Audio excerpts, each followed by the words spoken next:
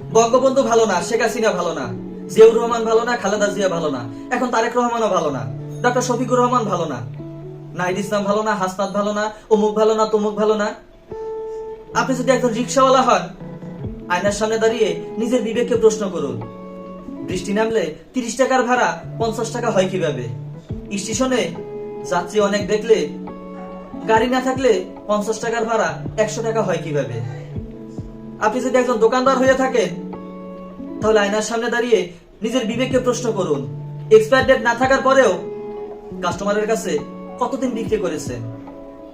আপনি যদি একজন শিক্ষিত ডাক্তার হয়ে থাকেন, তাহলে আয়নার সামনে দাঁড়িয়ে নিজের বিবেককে প্রশ্ন করুন, অসহায় গরিব মানুষগুলোর কাছ থেকে নিজের যোগ্যতা দিয়ে কোনো বিবেচনা না করে টেস্টের স্লিপ কতদিন হাতে ধরিয়ে দিয়েছেন? আপনি যদি একজন পুলিশ হয়ে থাকেন, আয়নার সামনে দাঁড়িয়ে নিজেকে প্রশ্ন করুন, আপনি কতটা ভালো? আর কত মানুষের কথা বলবো, এদেশের প্রত্যেকটা সেক্টরে প্রত্যেকটা মানুষকে বলবো, আপনারা আয়নার সামনে দাঁড়িয়ে নিজের বিবেককে প্রশ্ন করুন, আপনি কতটা ভালো? নতুন বাংলাদেশের স্বপ্ন সবাই দেখে, সবাই তাকিয়ে থাকে সেই সংসদের দিকে। তারা কি করবে? আজ পর্যন্ত দেখলাম না কোন নির্বাচিত সরকার হওয়ার পরে শেষ পর্যন্ত সে হাসি মুখে বিদায় নিতে পেরেছে।